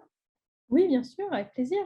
Alors, c'est une question qui est tout à fait pertinente parce que l'intérêt de ce programme, c'est de diffuser réellement les cultures ultramarines en dehors de leur territoire d'origine. Donc, nous aurons à cœur de pouvoir étudier chacune des propositions pour voir justement les liens possibles et leur intérêt. Alors, par contre, en priorité, on est vraiment parti sur l'idée de créer des ponts, notamment avec l'Europe continentale en priorité. Mais il y a une dimension internationale qui est évidemment à privilégier et à prendre en compte. Très bien, merci beaucoup. Alors, on a aussi une question en ce qui concerne la communication autour de ce projet pilote. Qu'est-il prévu en termes de communication et de diffusion de ces appels sur les territoires, notamment pour les régions non représentées dans le consortium et avec les partenaires associés, en l'occurrence la Guyane? Madina. Oui, alors, excellente question. Plusieurs éléments de réponse. Tout d'abord, la Guyane n'est effectivement pas représentée dans nos partenaires associés et pourtant, nous avons les DAC Outre-mer qui sont situés à Martinique et à la Guadeloupe qui seront quand même des relais importants et qui travaillent aussi en collaboration étroite avec la DAC Guyane. Donc, pour ceux qui sont en Guyane, ne vous inquiétez pas, vous aurez évidemment accès à ces informations et avec les conseillers notamment en Guyane, avec lesquels j'ai échangé récemment, vous serez aussi orienté et si vous avez des questions, vous pouvez évidemment venir vers moi, mais aussi contacter nos collègues, notamment sur la DAC Guyane. Et d'une manière générale, nous aurons l'ouverture du site web dédié à Archipel EU à partir d'aujourd'hui.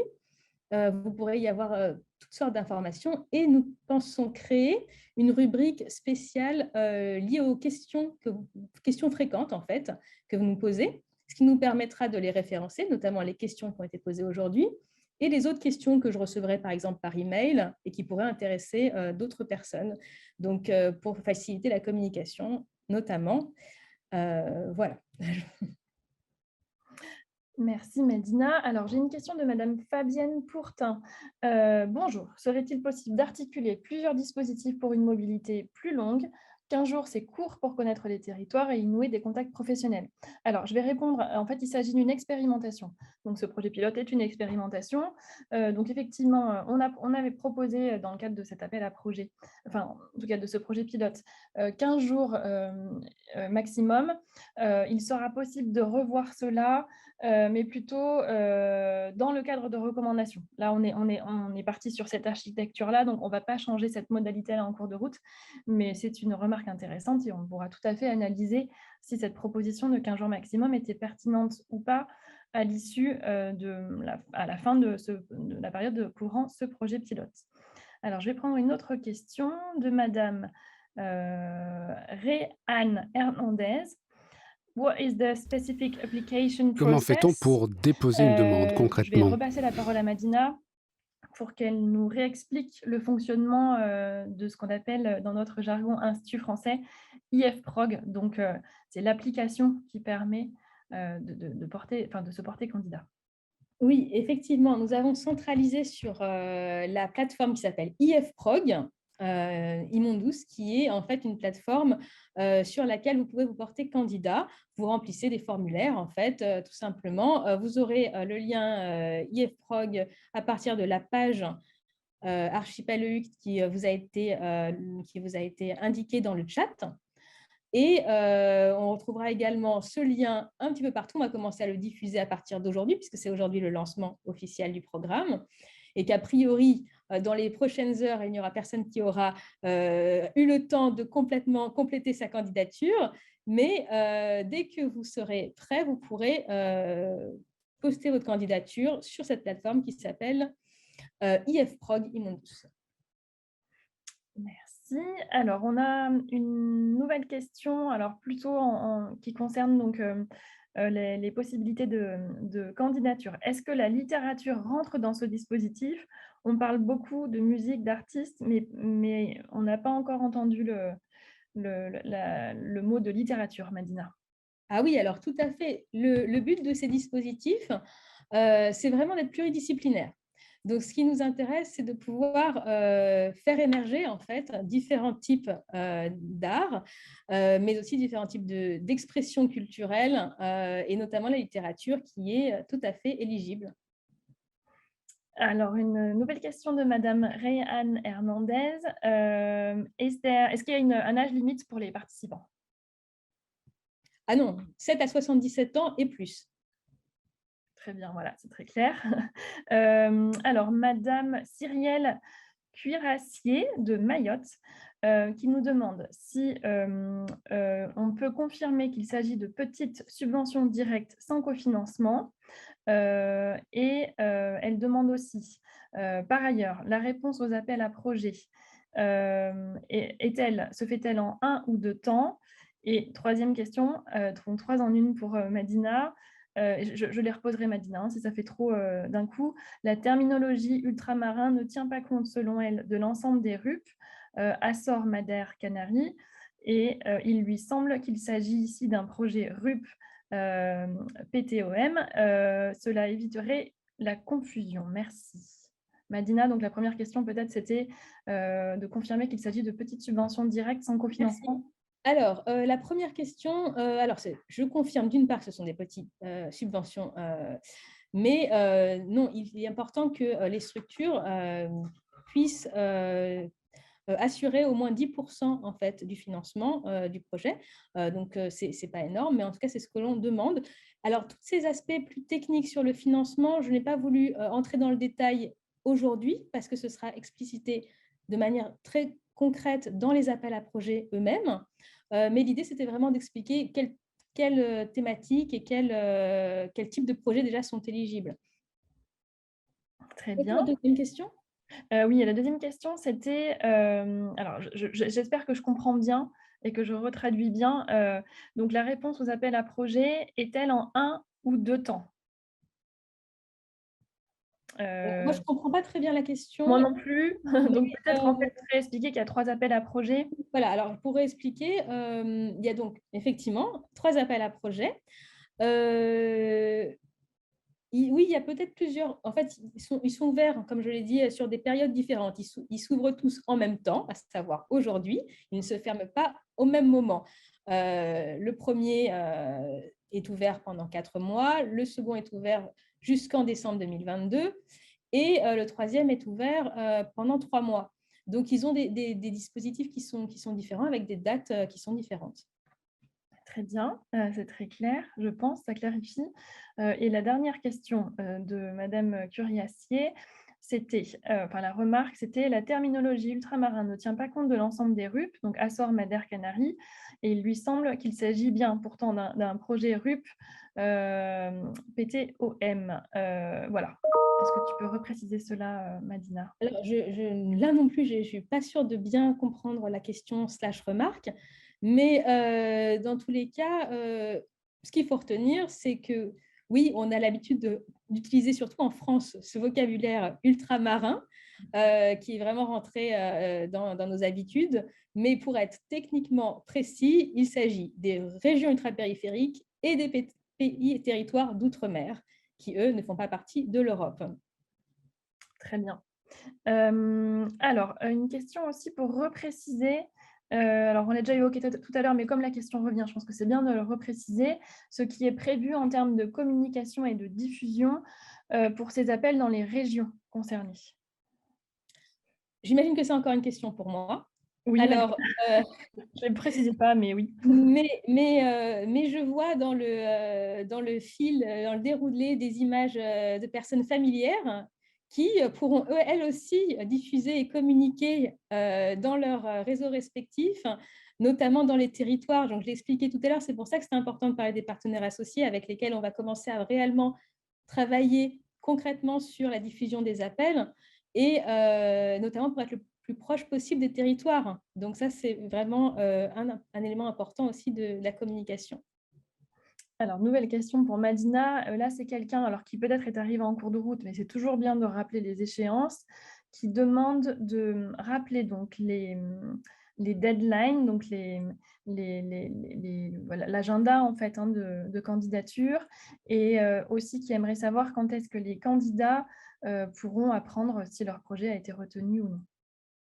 Alors, le premier fonds, c'est le fonds pour le patrimoine immatériel, en fait, le patrimoine culturel immatériel. Lui, il est ouvert jusqu'au 13 février 2022. Et ensuite, les candidatures seront étudiées et les réponses aux candidatures seront transmises dans un délai maximum d'1 mois après la réception des candidatures. L'appel à projet relatif, enfin plutôt le Fonds pour la mobilité, lui, il est ouvert en continu jusqu'au 1er décembre 2022, mais nous allons avoir des commissions de sélection, en fait, au fil de l'eau, pour pouvoir étudier les candidatures qui arrivent dans les prochains mois. Et très rapidement, notamment à partir de novembre-décembre, nous allons mettre en place des commissions qui se réuniront une fois par mois, à date précise, qui nous permettront justement de pouvoir étudier les candidatures qui seront arrivées dans le mois en fait, qui se sera écoulé. Et enfin, l'appel à projet pour la collection, c'est-à-dire faire partie du catalogue, est ouvert jusqu'au 13 janvier 2022. Voilà pour les données. Et oui, et la réponse pour le catalogue seront transmises dans le mois aussi, dans les semaines, c'est-à-dire au maximum 1 mois après la date de clôture des appels. D'accord, très bien. Alors, on a encore beaucoup de questions, donc on va déborder un petit peu. On avait prévu de finir à 15h30, mais évidemment, c'est important qu'on prenne le temps de répondre aux nombreuses questions qui témoignent de l'intérêt que vous portez au projet. Donc, merci pour toutes ces questions. Alors, j'ai une question de Jose Anne van der Beest que je vais lire en anglais et je laisserai Madina répondre. J'ai moi-même une idée de la réponse, mais je pense que Madina répondra plus clairement. Can you request a development budget for the development process? Peut-on demander un budget développement pour l'élaboration d'un plan ou d'un projet? C'est une suggestion que d'intégrer la possibilité pour des projets, donc peut-être dans une deuxième phase du projet, d'obtenir un budget pour avoir le temps de développer et de conceptualiser un projet. Madina. Alors, nous avons parmi nous nos collègues incroyables de l'OCTA qui sont basés à Bruxelles, qu'on a parlé tout à l'heure, et avec lesquels on travaille de concert. Et nous avons pensé justement à un système qui permettrait d'aider les différents candidats à formuler en fait leur dossier. Donc déjà, ça nous permet un petit peu de gagner du temps parce que des fois, il y a un moment de réflexion, etc., de mise en œuvre qui peut mettre du temps. Donc déjà, alors, cette aide est en priorité destinée aux PTOM parce que l'OCTA est la voix des PTOM, mais nous mettrons en place aussi des accompagnements, notamment sous forme de webinaires et de chats, etc., qui pourront bénéficier à l'ensemble des candidats potentiels, ce qui vous permettra de pouvoir vous aider à monter votre projet, en fait. Merci beaucoup. Alors, je rappelle que vous avez la possibilité d'obtenir une traduction simultanée. Donc, si vous voulez, dans le chat, on reposte les petites fiches qui vous permettent d'écouter donc ce qu'on est en train de dire en traduction simultanée, en portugais, en espagnol et en anglais. Tout à l'heure, la Commission européenne s'est exprimée en anglais, donc c'était traduit dans les 3 autres langues. On a une question aussi, quelqu'un qui est arrivé en cours de route qui demande si l'enregistrement sera bien disponible. Absolument, tout a été enregistré. Nous donc, publierons sur le site les enregistrements qui seront donc disponibles dans les 4 langues. Donc, vous pourrez tout réécouter après. Alors, ensuite, d'ailleurs, réponse qu'on vous a aussi apportée dans le chat. On a une question de la délégation del Gobierno des Canaries en français. Si le projet est destiné aux RUP, alors c'est étonnant que la Guyane n'en fasse pas partie, car c'est une région ultra-périphérique. Alors, je peux répondre, bien sûr. Nous n'avons pas encore de partenaires associés sur ce territoire, mais par contre, l'ensemble des RUP et des PTOM est bien éligible. Hein, voilà, qu'il n'y ait pas de confusion sur ce point-là. Alors, nous avons une nouvelle question de Cyrielle Curiassi à Mayotte. Alors, précision Pardon, je ne suis pas sûre de comprendre, mais je vais essayer de comprendre la question. Je la lis à voix haute, évidemment, pour que je vais laisser Madina réagir et rebondir, et puis on vous dit si on a besoin de précision. Précision sur en 2 temps. C'est là que je ne comprends pas très bien, mais la réponse aux appels à projets européens peuvent se faire en un temps, à savoir envoi du projet complet, description et budget, ou en 2 temps, à savoir envoyer donc une note de concept sans budget après validation du comité de sélection. Le porteur est invité à déposer la proposition de budget. Elles sont en 1 ou en 2 temps. Donc, vraiment, la réponse, elle est très claire. La réponse est très claire, c'est bien en un seul temps. Voilà, il n'y a pas de 2 temps, c'est une seule candidature et il faut envoyer tous les éléments de la candidature en une seule fois. Il n'y a pas plusieurs temps possibles. Voilà, c'est une seule candidature et il faut envoyer tous les documents en une seule fois. On a aussi une question en anglais que je partage et je vais laisser Madina y répondre. Est-il possible de candidater aux 3 appels à projets en même temps?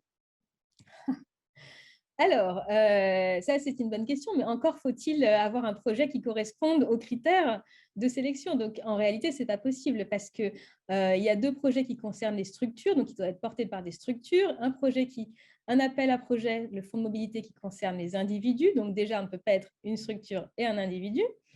Ensuite, il y a des enjeux et des spécificités qui font qu'en réalité, c'est un petit peu difficile d'être sur les 3, sauf si vraiment il s'avère que le projet correspond à tous les critères. Et dans ce cas-là, ça peut être par exemple un projet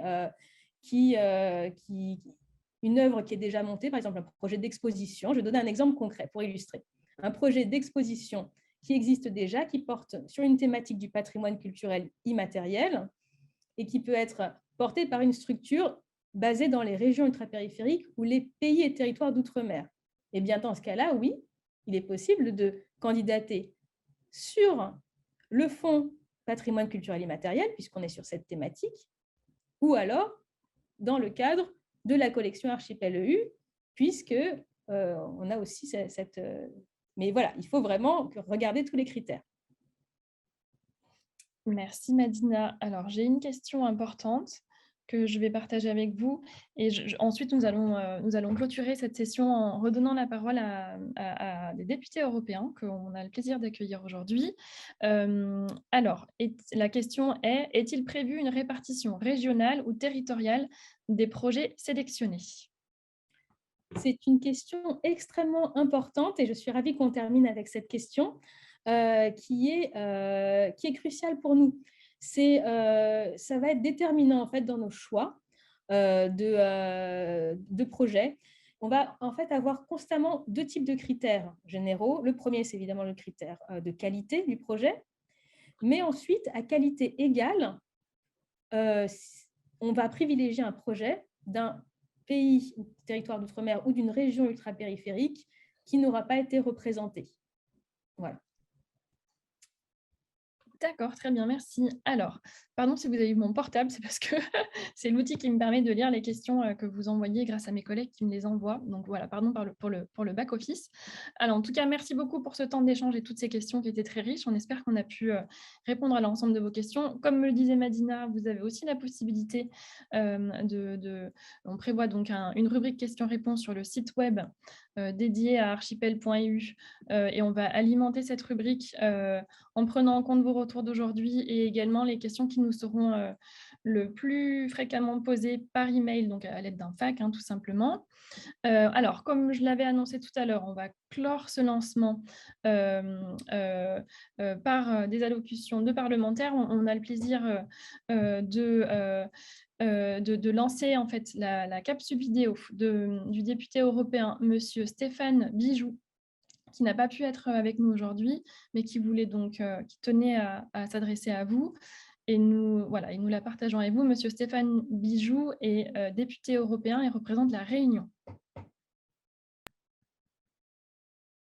Unis dans la diversité, c'est la devise de l'Europe, mais c'est surtout un combat permanent. Ce combat, notre combat, c'est de mettre en commun ce que nous avons de meilleur. Malgré nos différences, malgré la distance géographique qui existe entre nos territoires, nous pouvons partager une force qui a traversé le temps et dont nous sommes les héritiers.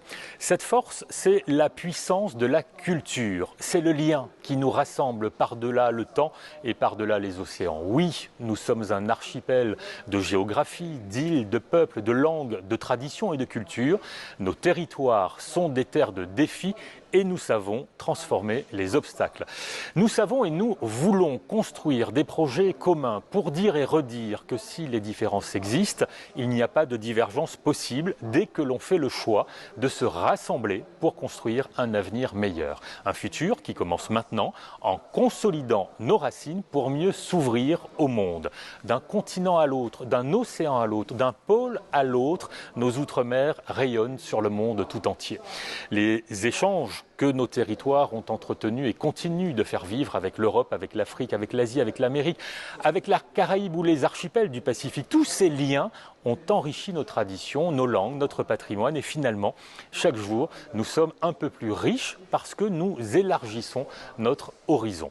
Juste en regardant une carte, on voit bien que les Outre-mer sont à des carrefours géographiques et culturels et que cette position d'ouverture et de rencontre fait que partout où nous sommes de véritables ambassadeurs pour l'Europe et c'est exactement l'ambition que porte ce beau projet Archipel EU. Ensemble, faisons tomber les barrières, resserrons les liens et continuons à défendre cette réalité que la culture est vivante et que c'est justement cette effervescence, ce brassage qui nous permettra d'être plus forts pour affronter les grands défis d'aujourd'hui et de demain.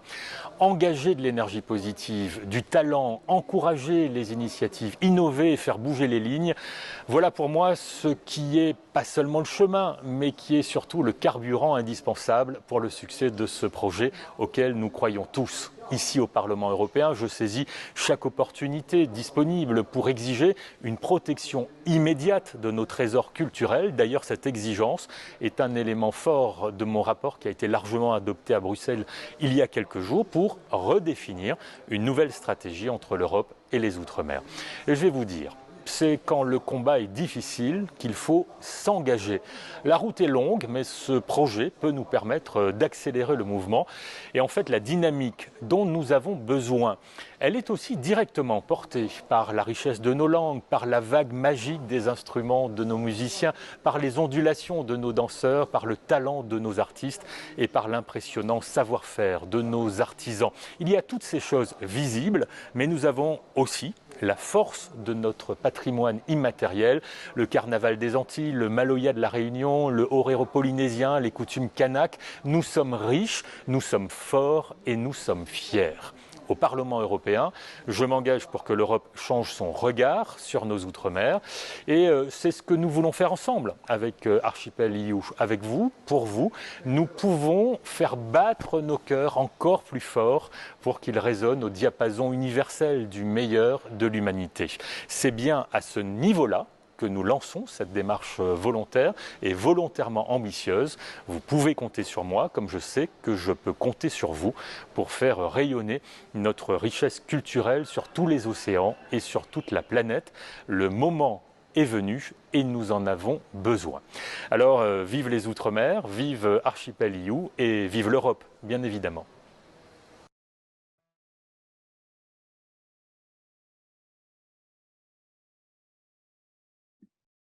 Voilà, donc on vient donc d'entendre monsieur le député, monsieur Bijoux. Alors, un petit rappel pour contextualiser son intervention. En juin 2021, notre partenaire l'OCTA avait co-organisé le lancement officiel du groupe d'amis des PTOM au sein du Parlement européen. Et donc, c'est le député français, monsieur Stéphane Bijoux, que vous venez d'entendre, et la députée des Pays-Bas, madame Samira Rafaela, qui sont coprésidentes de ce groupe d'amitié donc de l'Union européenne et des PTOM au sein du Parlement. Et donc, ça me fait une transition pour donner la parole à Madame les députées européennes, Madame Samira Rafaela, qui est parmi nous. Madame la députée, c'est à vous.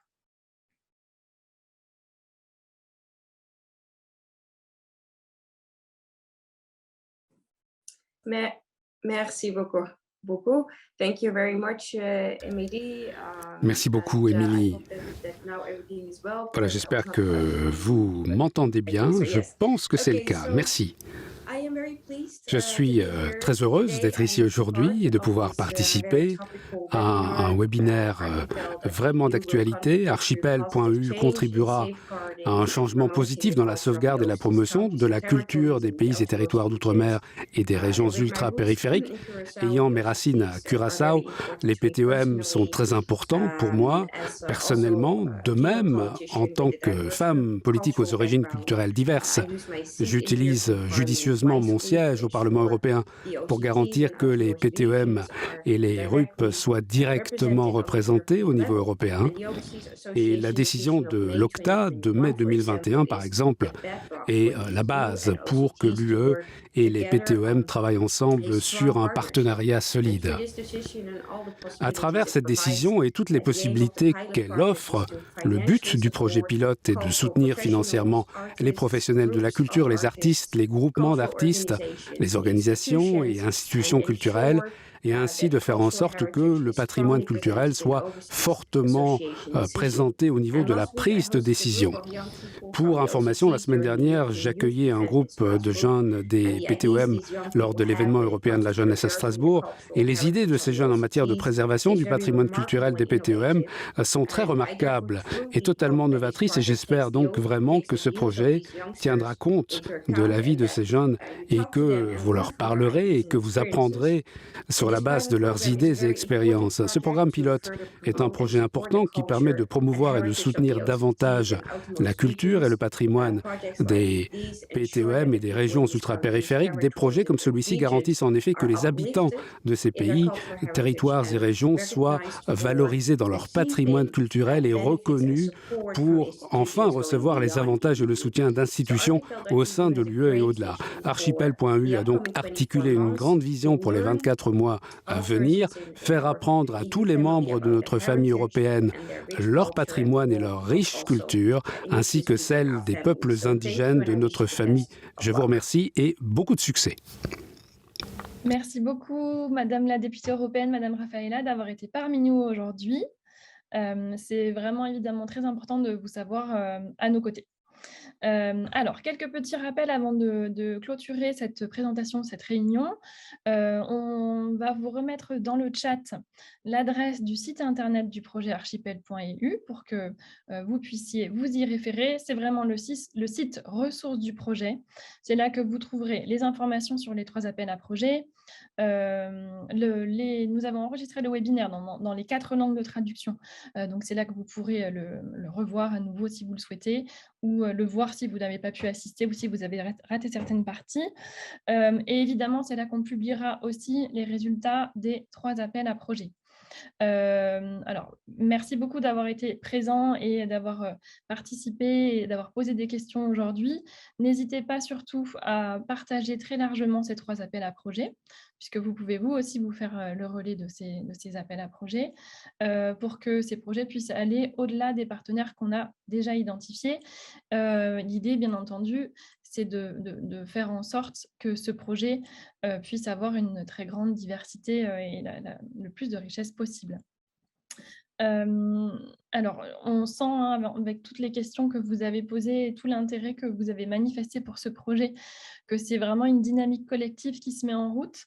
Et voilà, nul doute que c'est un gage de succès pour l'avenir de ce projet. Donc nous, évidemment, en tant que chef de file, et je parle aussi au nom de l'ensemble du consortium, et je me permets de parler au nom de la Commission européenne, on est heureux de pouvoir tisser tous ces liens tous ensemble, de permettre aux régions ultrapériphériques et aux pays et territoires d'outre-mer européens d'être mieux connus, mieux compris et bien entendu valorisés. Donc, un grand merci à vous toutes et tous et on vous dit à très bientôt. Thank you very much. Merci beaucoup.